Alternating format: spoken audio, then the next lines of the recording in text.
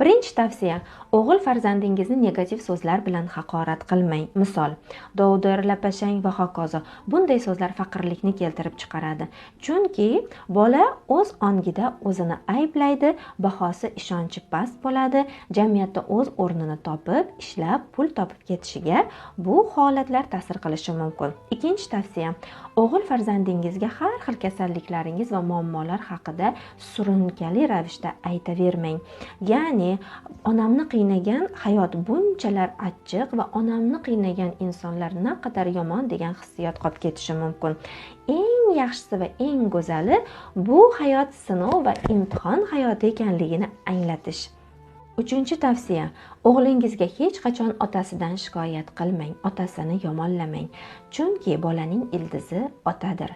Daraxt ildizidan qurisa, ko'karishi juda ham qiyin bo'ladi. To'rtinchi tavsiya: o'g'lingizga xizmatkor bo'lmang. Bu degani bola necha yoshda bo'lishidan qat'iy nazar o'zi qila oladigan, o'zini qo'lidan keladigan ishlarni qilib bermang.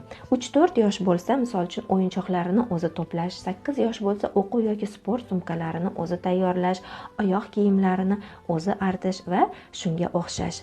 Aziz kuzatuvchim, siz yuqoridagi tavsiyalarni qaysi biriga amal qilar ekansiz? Yozib qoldirishingiz mumkin.